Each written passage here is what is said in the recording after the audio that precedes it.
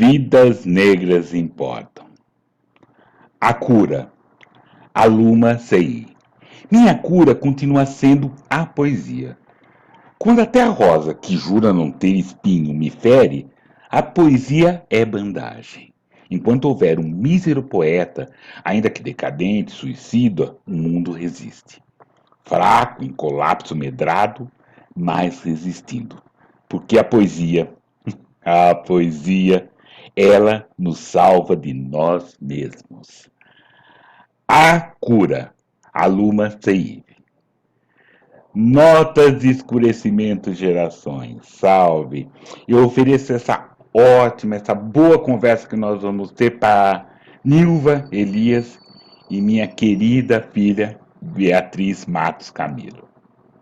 Lembrando, né, que esse nosso programa tem a parceria da nossa web rádio.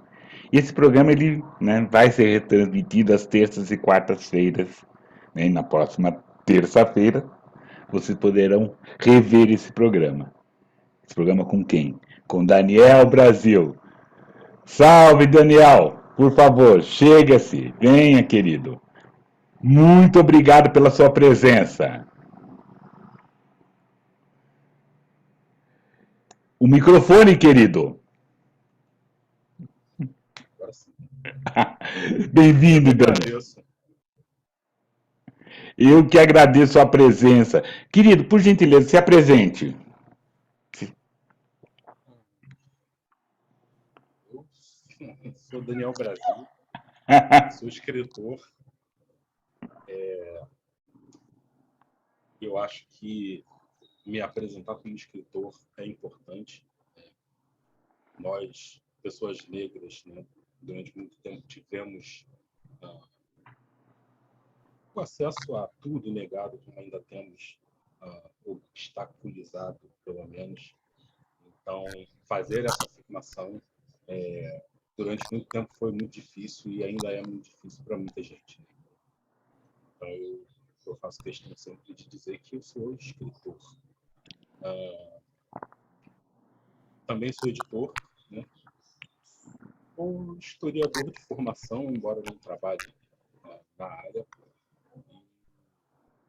Enfim, coloco meus escritos no mundo aí, edito uns textos de vez em quando. É isso, né? Eu gosto de dizer que eu prefiro ser apresentado pela minha obra, pelo meu trabalho, pelos meus textos. Eu não gosto de falar muito de mim, não.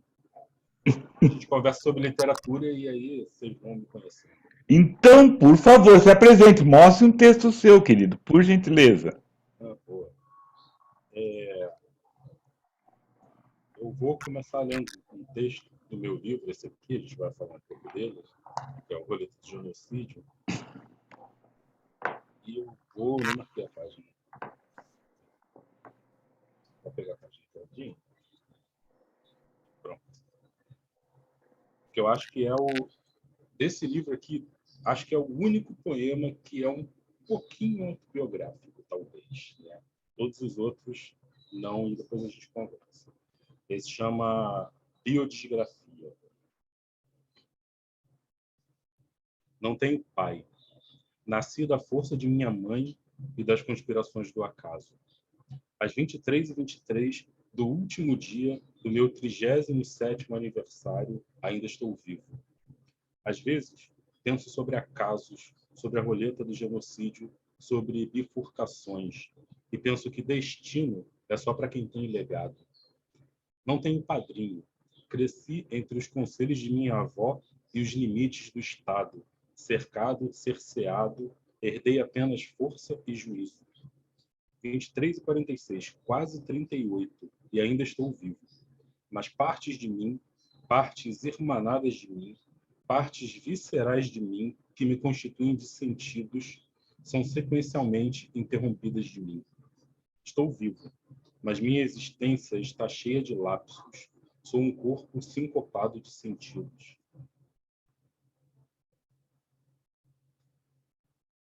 Eu que agora que desliguei. Muito legal. Esse eu tenho o prazer de estar lendo, estar relendo, estar reaprendendo com o Roleta do Genocídio, com seus escritos. E tem bem isso, né? essa nossa literatura, né?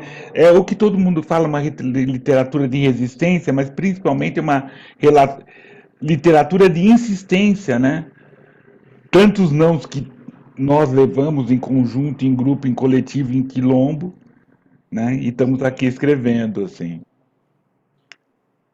Eu gosto sempre de pensar que a gente não tem que perder a ideia de que literatura é arte, independente do que a gente escreva, independente das ideias que a gente coloca no papel, a gente não pode perder essa dimensão. Até porque eu acredito nisso, né? A arte, ela é uma das formas de manifestação, talvez a melhor forma de expressão e de manifestação de todas as ideias e de todos os sentimentos humanos. E a arte talvez seja a primeira coisa a ser negada, a ser tirada de nós, povo preto, nesse processo todo de genocídio que acontece desde a colonização, desde os processos de escravização e tal. Nos tiram a humanidade, tentam nos tirar a humanidade, nunca conseguiram, mas também a, tentam nos tirar a possibilidade de produzir saberes, conhecimento, de maneira geral, aquele que nós temos, que nós produzimos ancestralmente. E a arte está dentro disso, né? Então, não é à toa que nós sempre tivemos pouco espaço na produção artística e na literatura. Então, eu gosto de pensar isso. E aí, como é uma forma de expressão, vai ter muita coisa que vai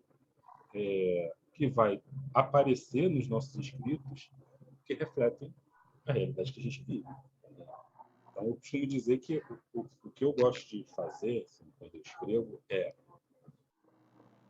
produzir arte, poesia enquanto arte. O que vai sair aí tem a ver com o que está dentro da gente, né, enquanto povo e tudo mais. Acho que é isso. Não não acho não, é isso. É muito brilhante esse olhar, porque é lembrar que tem todo esse trabalho, esse todo nosso trabalho tem toda uma intenção, tem toda uma mobilização, tem toda uma outra questão, mas ele só vai durar até amanhã de manhã se ele for arte. Né? Porque se não for arte, vai ser vai virar pão duro. Amanhã vira pão duro, né? Não, né?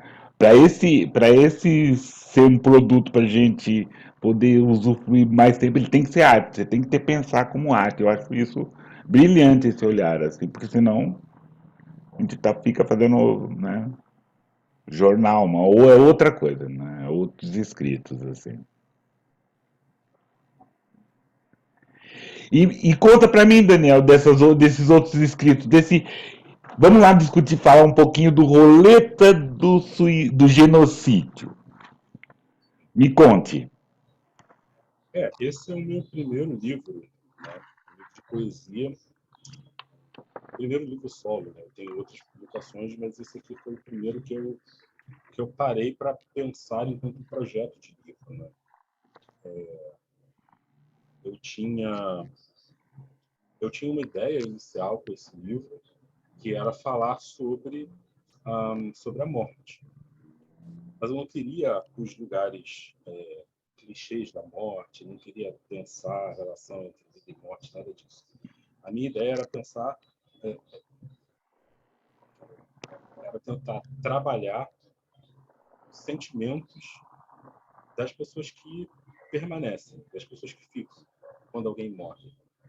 Quando alguém tem a sua vida tirada por conta das violências da sociedade, do Estado e tudo mais.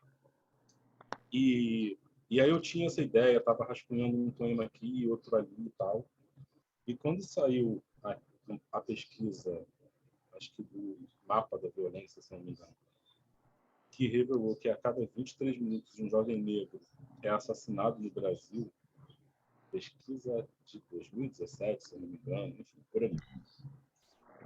E aí eu encontrei um mote do livro. Eu falei, é isso, é por aí. Eu vou pegar esse dado, partindo dele, eu vou escrever os poemas. Porém, o livro não fala sobre isso. Isso é o mote do livro. É basicamente sobre sentimento, sobre processos de resistência, de existência da população negra. Então, tem muita dor, tem muito... Mas, basicamente, tem vida. Né? Então, assim, eu gosto muito do último poema, por exemplo, porque eu acho que ele é talvez um contraponto do livro, né? Que, assim, não importa o quanto tentem nos matar, a gente continua vivo, a gente continua resistindo. Leia pra gente esse último, por gentileza. Aí esse é o aniversário, deixa eu achar.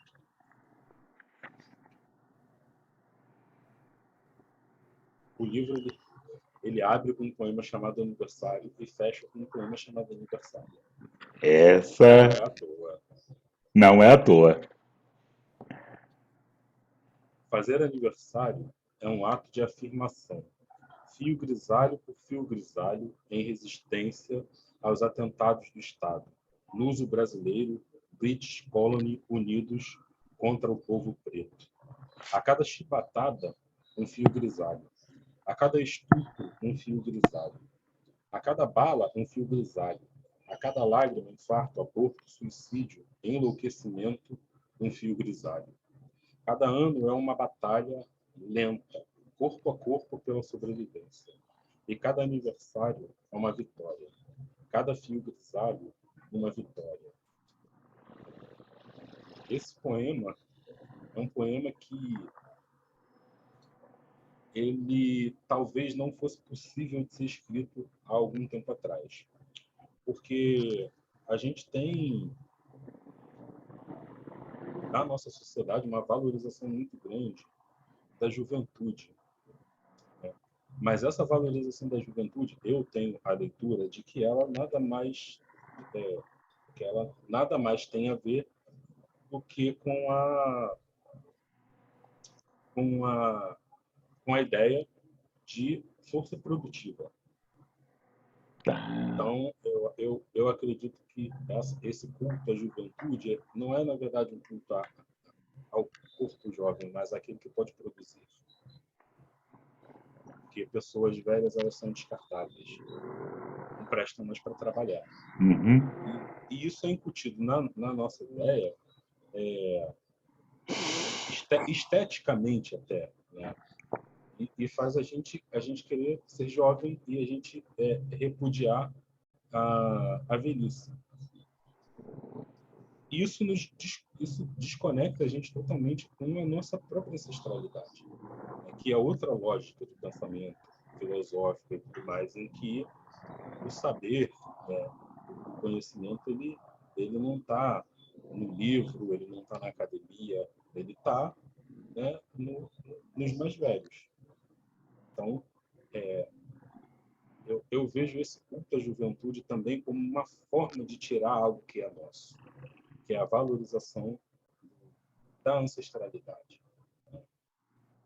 E eu caí nessa armadilha também durante muito tempo, até que eu entendi que não, sabe, cada aniversário precisa ser comemorado. O Estado, a sociedade racista, o Estado genocida, nos mata cotidianamente. Todos os dias tem, sabe, os nossos morrendo de tiro, de fome, de doenças que intencionalmente não são combatidas e controladas para que a gente morra. Então, a gente precisa comemorar o aniversário, a gente precisa ter cada vez mais pessoas negras com cabelos brancos. Esse poema foi escrito um pouco pensando nisso. Não, eu acho muito obrigado. Muito obrigado por essa reflexão, porque é isso, né? Primeiro a gente pensar nos nossos mais velhos E depois, do outro lado, pensar que nós somos, em alguns momentos, e para muitos grupos, somos os mais velhos. Né? Então, e é legal, porque assim, eu querer ser sempre o jovem, essa questão toda, não, precisamos para esse grupo ter os mais velhos que eles conservam alguma história, né? Porque é isso, eu não preciso ter tudo, eu preciso ter alguma coisa, né? Eu tenho uma história para oferecer para essa roda, né? Para esse terreiro, eu tenho essa história para conversar. E nós juntos vamos para frente, né? Com o seu mais novo, com ele mais novo, com o outro mais velho. É muito bacana isso, é muito bacana. Beleza. Tá, e aí você começou a escrever pensar nesse livro, escrever algumas coisas, e como continuou? Ah,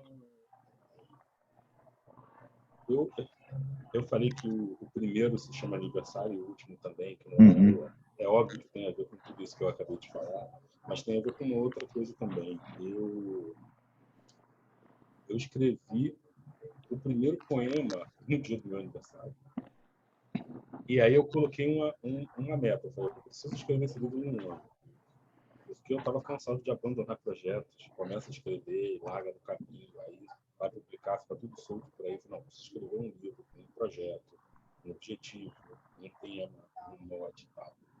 E o último foi esse, que eu acabei de ler, que foi escrito no dia do meu aniversário do ano seguinte. E aí todos os poemas foram escritos nesse meio. Em 2008 que ele foi escrito. E aí foi publicado em 2019, no finalzinho, e lançado no início de 2020, pouco antes de começar a pandemia. Então ele acabou não conseguindo circular tanto porque parou tudo. E a maior parte das inspirações, né, para esse livro, elas partiram de situações cotidianas. Eu via alguma coisa acontecer e aquilo me gerava algo que eu precisava escrever. Então era a forma que eu tinha de manifestar, né, o que eu sentia com determinados acontecimentos.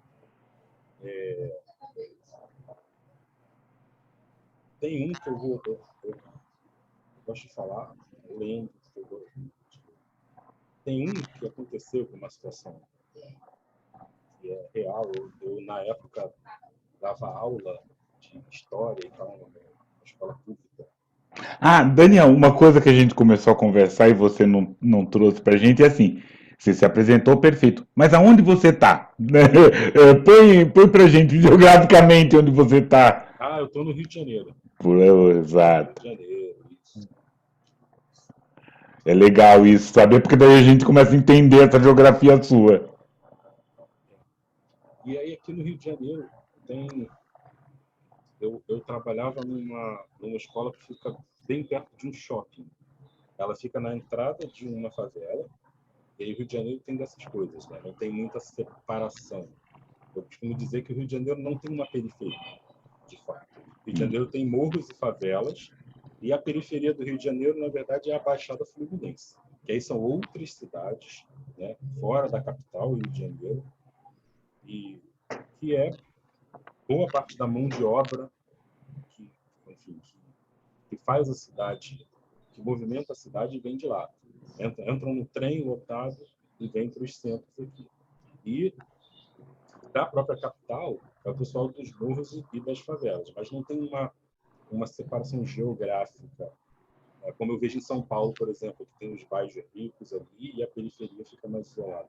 E é capital, né? Então você tem, isso é legal. Mexe com a literatura isso. Essa geografia mexe com a literatura, né? Não digo, né, mexe, a literatura periférica, né, de São Paulo é diferente por essa distância, ela fala muito dessa distância, desculpa estar falando um pouco, mas é interessante, falam muito da distância para o centro, né? Tem-se muita história de você caminhar ou você fazer sua quebrada, né? Do que você vai a literatura do morro, né? É outra história, né? Pelo que eu percebi, assim, ainda nem não olhando muito bem, mas o óleo vejo por aí, assim. Isso não quer dizer que o Rio de Janeiro seja um lugar único, não. Assim. Mas a segregação ela está ali, presente, visível em todos os espaços. Mas essa segregação espacial, óbvio que tem o subúrbio, onde vai ter mais pobre, quanto mais distante do centro, mais pobre e tudo mais. Mas tem coisas como essa, por exemplo, que tem uma favela aqui, logo andou lá 300 metros, tem um shopping, aí no bairro seguinte já é um bairro quase que gentrificado, de classe média, aí atrás tem outra favela e tem um morro e tal. Então, é meio confuso. Então, eu trabalhava numa escola que ficava na entrada de uma favela, dava aula de história, e aí nesse dia eu saí e a aula tinha sido um pouco pesada, tinha discussões políticas, e a minha cabeça sempre saía assim, a milhão. E eu entrei, fui caminhando, aí sobe uma passarela de um metrô e entra no metrô, sai direto no shopping. Eu entrei que eu precisava passar no banco para pegar dinheiro, que acho que era o último momento que eu entrava no shopping. Quando eu voltei, na mesma passarela, para pegar o metrô para ir para casa. E aí tinha uma rampa, você desce assim, e tinha um menino deitado, negro, deitado numa folha de papelão. E aí ele me pediu um trocado para, enfim, pediu um trocado. E eu, com a cabeça mil, na correria, né, eu disse, não tenho. E fui, passei na roleta, desci. E aí, quando o vagão do metrô abriu, aí eu parei e falei, pera, por que não, sabe? Foi realmente, assim, um momento de que eu percebi que a vida tinha me engolido. Porque eu não nego. Eu falo sempre isso, eu não nego. Se eu estiver aqui, eu dou. Não importa, não interessa o que a pessoa vai fazer. Vai comprar crack, tomar cachaça. O que ela vai fazer com o dinheiro é ela quem decide, não sou eu. E por quê? Porque às vezes um moleque usa o dinheiro para comprar droga, fumar um negócio, aquilo ali vai tirar a fome dele durante todo o dia. Ele vai e compra um lanche, 3 horas, 4 horas depois ele está com fome de novo. Isso não quer dizer que eu esteja aqui defendendo nada, não. Só que eu acho que é uma situação muito sensível, assim. Então eu não costumo negar e tal. E aí eu falei, cara, eu tô perdendo a sensibilidade. Como que é isso? Assim? Em que se diz poeta perdendo a sensibilidade diante das coisas do mundo. E não, isso não pode acontecer. E aí eu já estava lá no vagão para casa, assim, aí a cabeça ficou destruída. E a única forma que eu consegui para me recuperar, eu acho, foi escrever um poema. E aí eu estou tentando achar o poema, mas eu não lembro nem o título dele.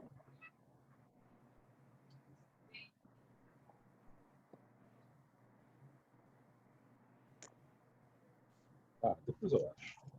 Não, tranquilo, estamos aqui ouvindo você. Então, se você quiser ler um enquanto isso, bora cá. A pessoa não se organiza, né? Tem que falar do livro. Mas é lógico, mas tem que ser assim, é a ideia de uma conversa, Daniel. E é isso, a gente não, tem essa ideia, tenho isso que vou falar. E é essa a ideia do Nota do Escurecimento, é essa a intenção. É o autor falando dessa sua escrita, o autor negro falando dessa sua escrita negra. E é isso, tem esses cortes, né? Porque você ter tudo certinho quebra, né? Chego, ele chama Entre os 23 Minutos. A página é 1h13. Uhum. É porque as páginas, para quem não tem livro, não sabe, as páginas, na verdade, são contadas a partir do tempo cronológico, do tempo cronológico. É numerada como se fossem horas. Isso foi um achado. Isso foi um achado. Isso foi um achado. Então, fazer assim. É interessante a gente olhar você saindo daqui ou sabe? Diminui um pouco a tela e, ó, Oriqui Editora, vamos lá, procura esse livro do Daniel, procura lá, porque é muito interessante, vai lá. Depois a gente vai deixar aqui nos comentários o endereço para vocês procurarem esse texto que vai ser muito interessante. Daniel? Eu acho que deu problema na câmera. É, não, tranquilo. Entre os 23 minutos. Estação Nova América Del Castillo. Um menino deitado na curva da rampa, pés escurecidos para fora da folha de papelão. Em mim, um desconforto. Saldo insuficiente no cartão. Fila, atenção, piso molhado, catraca. O espectro do menino em tudo. E a dúvida? Sentido Pavuna, água quente, jantar, cama box, queen size. Sentido Botafogo, Cinelândia, passeio Lapa. Afogar a consciência na cachaça e insistir que os meus problemas são maiores que os dos outros. Metade de mim vai para um lado. Mais meninos de pés escurecidos e meninas de pés descalços e escurecidos. Metade de mim vai para o outro e me questiona se posso mesmo sentir desconforto. Permaneço errado. Talvez devesse ter deixado alguns trocados para o menino levar para a mãe, ajudar a alimentar os irmãos, ou comprar crack, tanto faz. Metade de mim é covarde e a outra metade parece estar em manutenção. Próxima estação, Inhaúma. Cemitério lotado de pretos. Vagões lotados de pretos. Pela janela, as luzes do engenho, do alemão, do juramento, brilham. Brilhos estáticos. A viagem, apesar do burburinho, segue no mais íntimo silêncio. Desembarco em Irajá. Estou novamente inteiro, embora ao quebrado. Meus pés me levam alheios, focados apenas no meu destino. O espectro caminha à minha frente. Eu o persigo. No bar da esquina, a notícia de mais uma chacina. Já fazem 23 minutos que passei pelo menino. Chego em casa, me deito sem banho, sem janta. Tiro apenas os tênis e as meias. Meus pés estão limpos. Oba, oba, oba. Fiquei curioso, querido, e acho interessante se você dividir conosco, assim, como que é essa sua escrita? Então, assim, esse você deu bem exemplo, teve um fato que, como reparação, você me desculpe se foi, não foi isso, mas como reparação você faz essa escrita desse fato. Mas é assim, o fato provoca a escrita, ou você, com um fato, para justificar uma escrita? Eu acho que na poesia, sim. Eu escrevo muito motivado por fatos. Coisas que eu vejo, coisas que acontecem.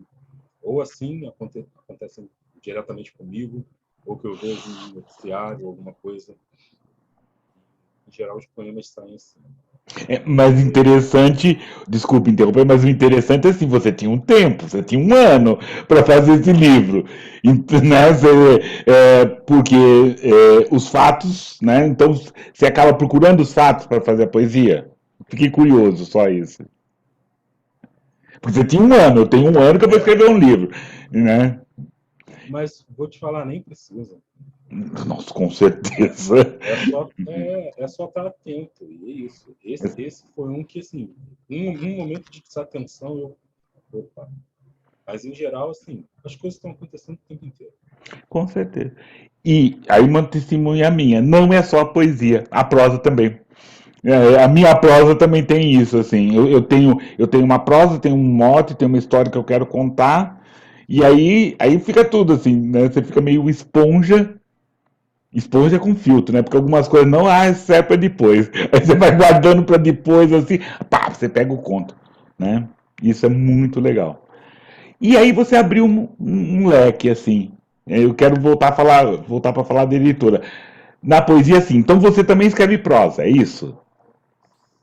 Sim, escrevo. Publicado só tenho 2 contos, uma Hum. coletânea, mas tem um romance para sair aí, já está escrito, mas está sendo Ou editado, então não sei quando vai sair esse ano, provavelmente, mas já está beleza, escrito. beleza, beleza. Pode contar alguma coisa dele? Como que é? Não sei. não sei. Não, então tá bom. Então, beleza, porque daí você volta. Ótimo. Daí você vai voltar. Mas aí ele vai sair por onde? E aí você conte essa sua editora, por gentileza, pra gente. Então, o romance não vai sair. Eu tenho uma editora, Uhum. criei uma editora junto com Débora do Nascimento, que chama Oriki. Vou mostrar os livros aqui daqui a pouco. Sim. Só que esse livro que eu acabei de escrever, ele não vai sair pelo Oriki, ele foi um projeto que eu fui convidado a escrever, uma residência literária, na verdade, que eu já tinha participado em 2015, que foi onde eu escrevi meus primeiros contos. Em 2016 me convidaram para ser editor nessa residência. E aí agora, no passado, me convidaram para escrever um romance. Então o livro está na mão deles, eu não sei qual é a editora que vai sair ainda, se vai ser pelo próprio selo da residência, que é o Bando Editorial Favelofágico. Sim. E, então eu ainda não sei. Se está nos trâmites burocráticos lá,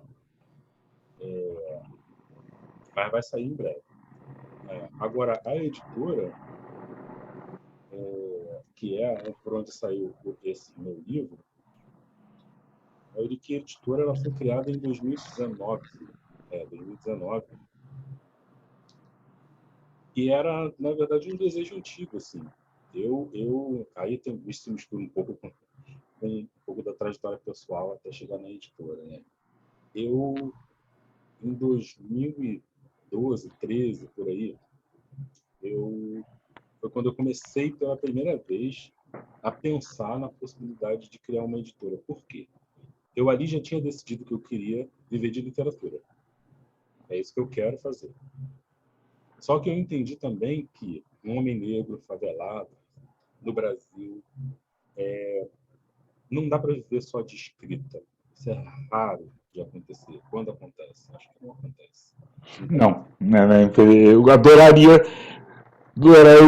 que fôssemos 223, mas acho que somos. a gente Né? não tem. Não Porque tem. até quem né, tem um pouco mais de visibilidade ainda tem outros trabalhos para sobreviver. Ah, E o tem. Júlio Emílio Braz, né? Vamos pensar aí no. Ah, é O Júlio Emílio verdade. Braz. É, Mas ele faz palestra, ele vivencia essas coisas todas. verdade. Também, Tem mas um é. pão também nessa, né? Nossa. E eu entendi que era coisa de branco, classe média, que tem esse privilégio.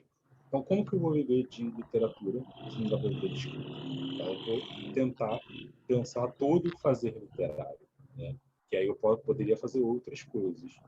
E pensando isso, eu comecei a estudar, pesquisar bastante. E eu entendi que uma editora talvez fosse um caminho em que eu pudesse publicar livros de outras pessoas, né? Não apenas os meus livros. Enfim, e aí muita coisa aconteceu, tentativas, erros e tal. E em 2019, finalmente, a gente conseguiu acertar, né?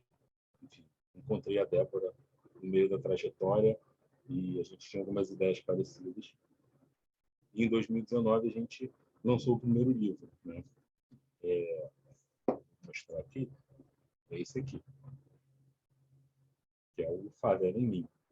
O Favela em Mim é um livro que ele tem na capa a autoria do Carl Luiz, mas ele, na verdade, é uma coletânea que tem outros 18 poetas aqui, né? Não dá para ver direito. É o nosso primeiro projeto, a gente tem muito orgulho dele, porque ele é talvez a expressão daquilo que a gente mais defende e acredita e tenta aplicar na editora, que é, primeiro, que eu falei da literatura como que tem a arte, né, como sua essência, e segundo que a literatura ela pode ser um elo de ligação e de união entre outras formas de expressão artística. E esse primeiro livro aqui tem isso. Então, ele na verdade ele parte de um projeto do Cal, que é um ilustrador, é um artista múltiplo, então ele faz uma série de desenhos, de ilustrações baseadas no cotidiano dele, da infância que ele viveu e tudo mais. Muito crítico, muito,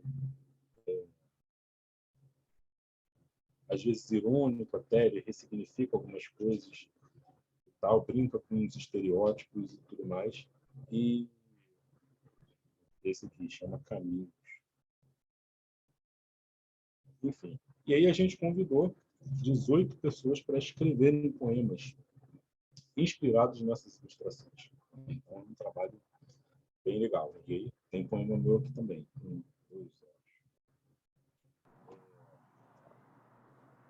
E o segundo livro que a gente publicou foi esse, que é o meu. A gente está vendo aqui. Depois saiu um infantil, que é esse aqui. É Com Saudade da Minha Avó, da Maíra Oliveira, com ilustração do Renato Cafuso. Tá? E ele é um livro bem bonito, que fala de saudade. Foi escrito durante a pandemia, né? Fazia parte de um projeto também, um livro que nos foi oferecido para ser publicado. A Maíra, que é também já se tornou uma parceira nossa, né?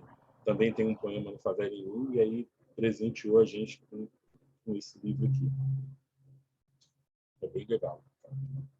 E é sobre saudade, tá? Não é sobre morte. Às vezes as pessoas acham que, por ele ter sido escrito no meio da pandemia, fala de saudade, tal, não. Fale sobre morte, mas não. Ou pode também, enfim. E esse aqui, que já foi apresentado aqui, né? Exato, pelo Gabrielzinho. O Sol Sabe de um Moleque, que é um livro que a gente chama de livro de contos, mas ele não é exatamente um livro de contos, ele é um livro híbrido. Então, assim, é o que a gente faz, né? Arte. Né? E aí tem que colocar numa caixinha para classificar e tal, a gente chama de contos, mas ele é um livro que tem histórias, memórias e tudo mais. Só voltar lá, assistir o programa que teve a participação dele, que vocês vão entender melhor. Que foi uma delícia, Gabrielzinho. Fazia tempo que eu estava cercando o Gabrielzinho assim, ele também me cercando para a gente poder conversar e foi deliciosa a conversa. Assim, foi do ano passado, né? Então, vamos procurar. Esses são os que a gente tem publicado, né? Como a gente começou pouco antes da pandemia, a gente teve que dar uma parada e a gente está retomando agora. Então, a gente vai ter outros lançamentos aí esse ano, em breve. Eu acho legal isso que você falou e eu esmiuçar um pouco. Você falou que teve muitos erros e acertos, né? Ou pelo menos teve erros e contratempos, ou teve contratempos e contra o tempo. O que foi, né? Se houve, o que foi equívoco? Eu acho terrível falar erro, mas por onde foi caminhar? Por quê? Essa é uma saída. Nós estamos tendo vários escritores, várias escritoras também abrindo editora, também com esse olhar, né, como o seu, de não só publicar suas coisas, mas ser também um outro espaço. É ótimo termos mais espaços, né? Porque nem todos conseguem, nem todos nós conseguimos ser editores, né? Isso requer umas capacidades que muitos nós não temos. Eu, por exemplo, não tenho, assim. Isso é interessante, assim. Acho que a gente tem. Eu também acho. Eu fico meio com. Eu também acho que a gente acaba fazendo essas coisas todas assim. Eu pego no gol, sabe? Aquela coisa. Qualquer coisa eu vou pegar no gol. Mas tem que correr pela lateral, eu vou correr pela lateral. Mas é interessante nesse quilombo, né, ter esses outros. Sim, sim. Por favor. Uma coisa que é importante nisso é que esse é um processo recente, né? Cada vez mais tem editoras surgindo com esse foco de publicação negra, até LGBTQIA+, tal, de povos originários, tem editoras surgindo com esse foco de publicação e tal. Mas é um processo bastante recente. Até 10 anos atrás, se contava nos dedos as editoras que tinham esse foco, né, de trabalho. Felizmente, isso está crescendo, está aumentando. Eu acho que, quando eu falei que a gente teve alguns erros, alguns tropeços, felizmente foi antes da Oriqui, né? Foram as tentativas anteriores. Eu acho que essa editora ela só foi possível porque a gente errou muito antes dela. E talvez porque é falta de experiência mesmo lá atrás, né? E de referência, principalmente. Né? Então, como que a gente cria algo que tem pouca referência, sabe? E lá em 2012, 13, era isso. Tinha pouca referência sobre como produzir literatura negra, sabe? E até os escritos estavam muito dispersos, assim. Ou todos concentrados nas poucas editoras que tinham, ou muito dispersos. Tal. Mas era pouca coisa pouco espaço para publicação. Tinha muito escrito, óbvio, a gente produz desde sempre. Nós tínhamos menos espaço, agora tem mais. E eu acho que é importante porque, não só por isso, mas porque a gente também troca, né? Então, assim, um dos processos que fazem parte do trabalho é olhar o trabalho dos outros também. Então, eu estou sempre lendo, procurando ler os livros das outras editoras. Eu dificilmente hoje leio livros que não são publicados por editoras negras. A não ser quando é um autor ou uma autora negra que está publicando numa editora branca, eu vou lá, dou uma olhada e tal, mas eu dou preferência às publicações de editoras negras. Porque eu acho que é isso, a gente precisa se fortalecer, né? Se não for nós por nós, não vai ser. Exato. Se não for nós, não vai ser ninguém. Se não for nós por nós, não é ninguém. Beleza, beleza. É isso. Tem que fazer. Daniel, vou pedir uma licença para você, bem nessa história toda, né? Nessa conversa toda, pedir licença para a gente poder falar um pouco de literatura, né? E aí voltar naquela sessão que eu tenho desde o ano passado, que a gente tem, falar muito que eu chamo de estante preta, que são.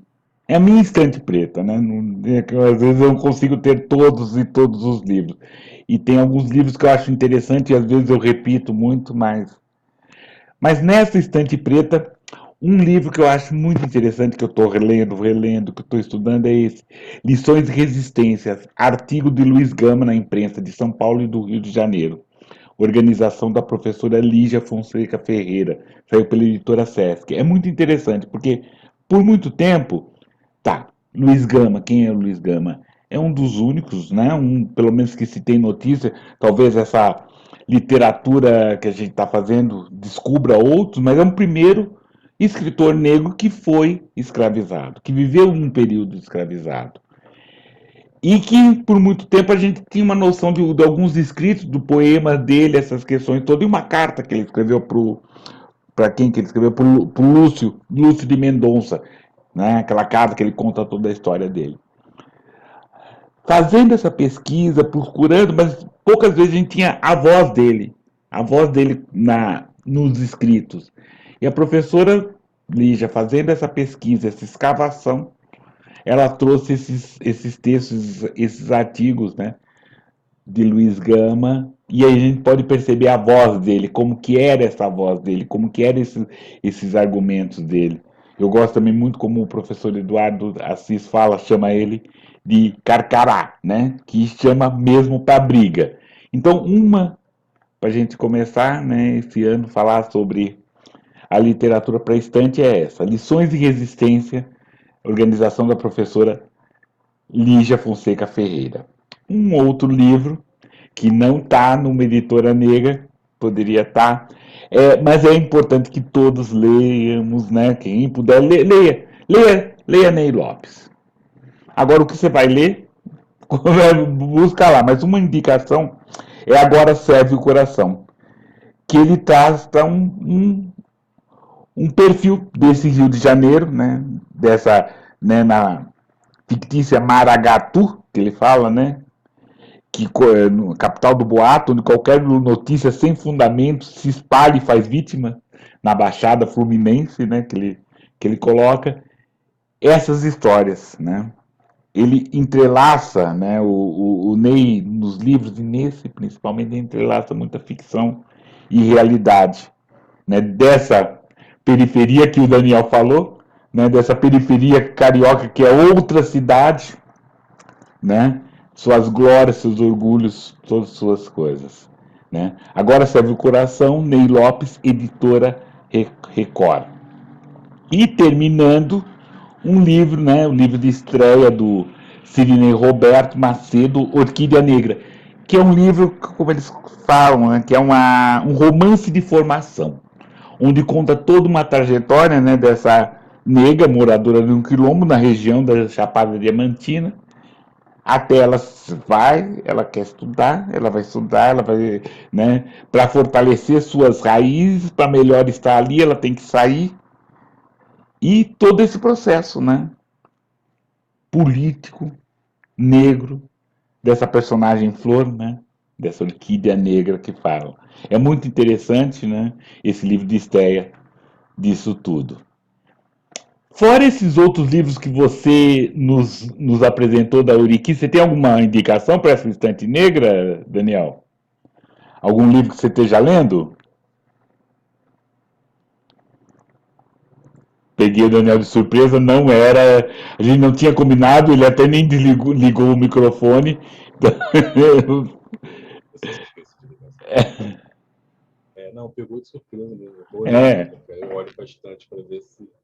Eu vejo um monte de livro e não vejo nada. Mas,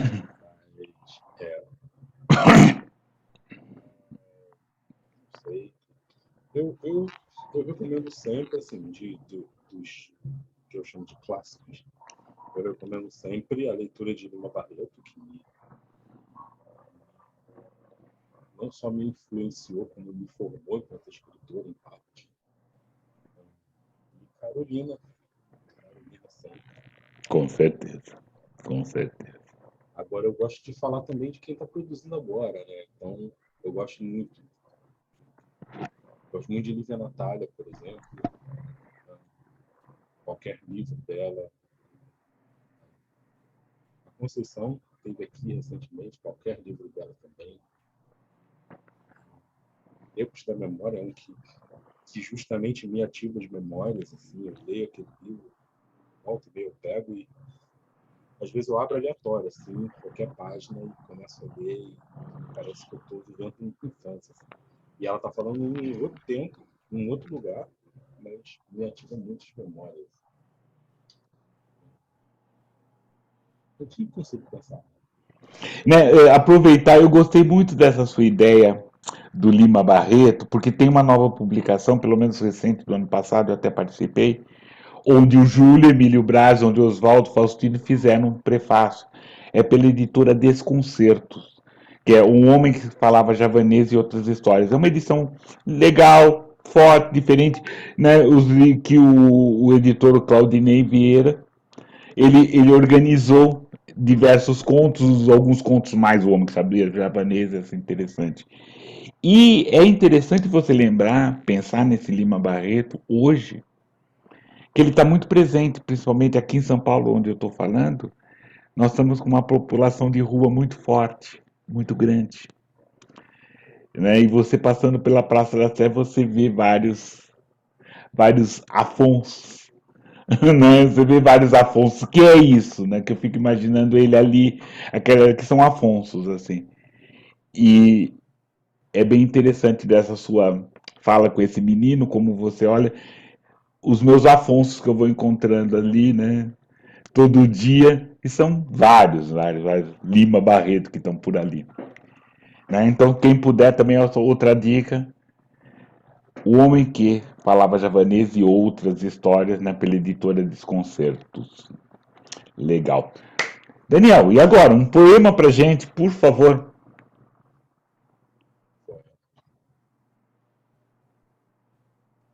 Eu continuo olhando bastante para ver se acho alguma coisa.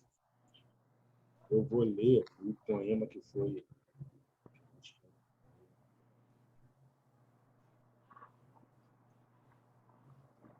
Posso ler dois? Quando você quiser, querido. Então eu vou ler primeiro o açougue.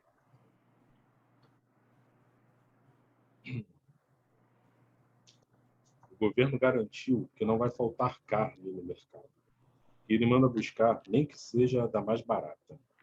19 peças no Alemão, 8 peças na Candelária, 21 peças em Vigário. O governo garantiu que não é preciso se preocupar com nada, que onde ele manda buscar são toneladas e toneladas, livres de impostos, coincidência apenas de alguns encargos. 11 peças em Acari, 26 peças na Nova Brasília. Carne fresca, apesar de barata e rígida. 29 peças na Baixada, embrulhadas em sacos pretos. 5 peças em Costa Barros. A favela é o açougue do Estado.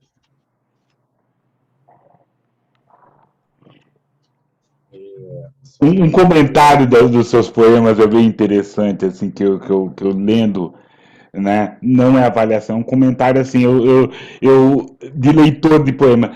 Sempre você tem aquela coisa, você tem os poemas, o final, né, desses poemas, eles vão esmiuçando, então você vai abaixando a voz, ou ele termina num grito. Os seus poemas, ele termina. Ele termina. E é muito legal isso, porque a gente vai. Tá, ele. Não. O que ele vai falar mais, né? Opa, o que tem mais? E é isso, ele me dá. Não é um desejo de quero mais, mas era. Onde que foi? Fica uma conversa, sabe? Quando você termina, tem um ponto final seco. Eu acho muito legal. Gosto muito dessa sua. Eu chamo de secura, por favor. Não sei se é, mas esse final, seus finais que são assim, tuf, é ótimo, assim. Muito legal mesmo. Parabéns. Eu já recebi algumas críticas por isso, né? As pessoas leem, tipo, mas cadê? Mas cadê o resto? Não, mas é assim, a vida é assim. E ainda mais um livro como esse, né? Que é um livro que também, de alguma maneira, trata de interrupções, né? Interrupções da vida. Então, assim, de repente, acaba. É. Acho E, é um pouco intencional isso também. não, e isso que é arte, isso eu acho muito importante da questão que seja arte, né? Do que você está falando de sem interrupções, você está fazendo uma interrupção, você está mostrando como é uma interrupção. Então é muito legal. E eu gostei, apreciando essa sua literatura, esses seus poemas, tem isso. Ele pá, termina. Ele não tem aquele esgarçamento ou aquele grito.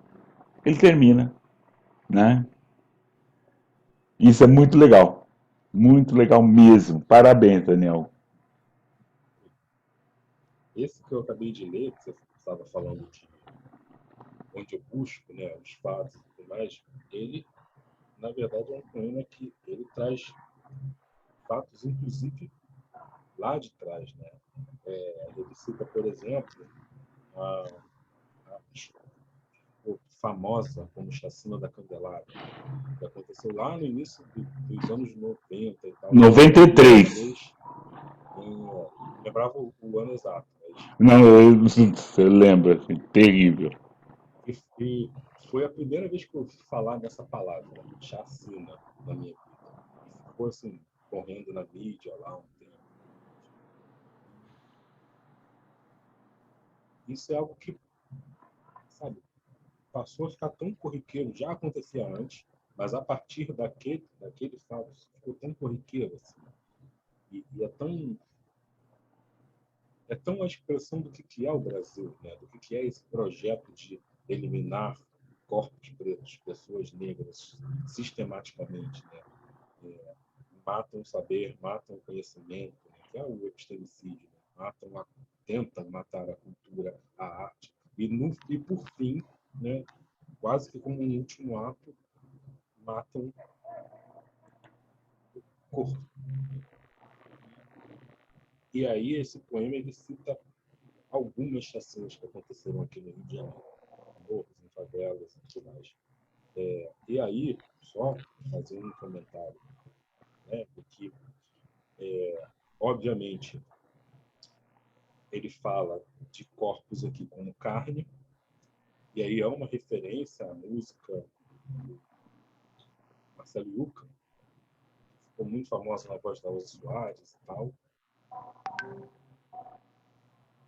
que fala que a carne mais barata do mercado é a carne negra. E, e aqui eu também coloco isso como carne e como peças, obviamente fazendo uma referência à escravidão, mas de maneira não irônica, mas apenas para remeter a isso, a maneira como o Estado, né, e a sociedade nos trata. Só que ao terminar esse poema, eu senti um certo incômodo de escrever dessa forma, sabe? Porque são pessoas, sabe, que têm família, que tinham famílias, nome, sobrenome e tudo mais. Então, a gente fez uma opção, que é essa daqui, de colocar em algum momento do livro, algumas páginas depois, os nomes de todas as pessoas que foram assassinadas nessas chacinas que são citadas nesse poema. E alguns outros nomes de pessoas que morreram, também assassinadas pelo Estado, e que aparecem aqui no livro de alguma forma. Os nomes delas não aparecem nos poemas. Os poemas, de fato, aquele assassinato, aquele genocídio, ele, ele aparece no poema, mas o nome não. E aí eu pensei, eu até tive muita dúvida, eu falei, eu coloco ou não coloco? Aquela coisa, isso é uma homenagem ou é a exploração, sabe, do fato e tal? Depois de discutir muito com a Débora, que é a editora, a gente decidiu manter os nomes aqui. Justamente por isso, porque as pessoas têm nome e sobrenome e precisam ser lembradas. Então, a gente fez essa opção aqui.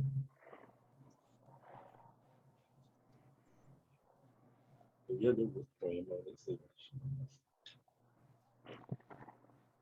O tempo é seu, querido. Por É favor. o,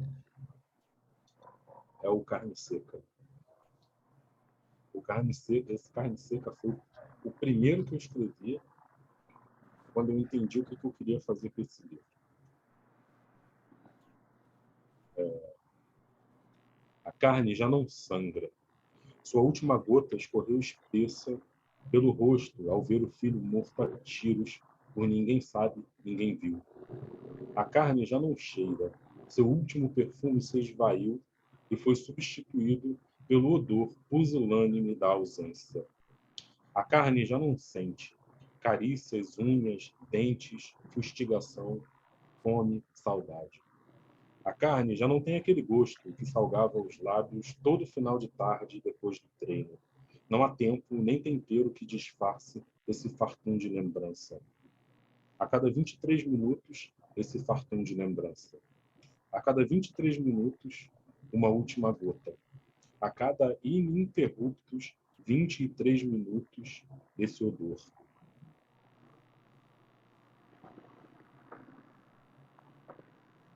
Legal. E é isso que eu consigo fazer, dar essa pausa. Né? Para todo mundo, todos nós aceitarmos na cadeira, tá, ouvirmos e lembrarmos que a cada 23 minutos. Querido, queria pedir mais uma licença sua só, né, pra gente já estamos nesses caminhos finais nossos, né? Essa história toda nesses caminhos finais, mas principalmente falar que nesse nosso próximo encontro, quem é que vai estar aqui? É a Lua Sei. Não sei se pronunciei o nome dela correto, mas estou aprendendo. Ela vai estar aqui para a gente conversar dia 25 de fevereiro, às 20 horas, essa mesma hora. Então, fiquem preparados, né? Por favor, deixa eu fazer os pedidos, assinem um canal, nos procure, assine o canal, porque daí você recebe as informações, né? E muito mais gente pode e verá as nossas publicações. Querido, você falou que queria ler mais um, não? Por favor.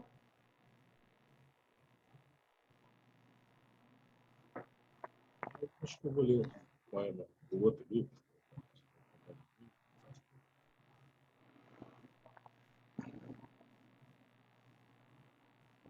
Eu vou ler um desse aqui, Oba! que é o outro livro que é o Coraline.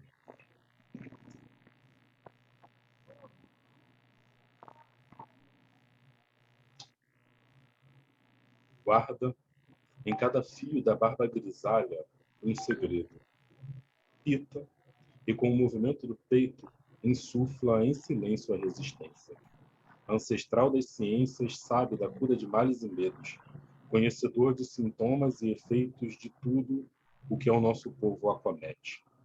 E no negrume luzidio de sua pele se misturam as marcas da idade com as da luta secular por liberdade.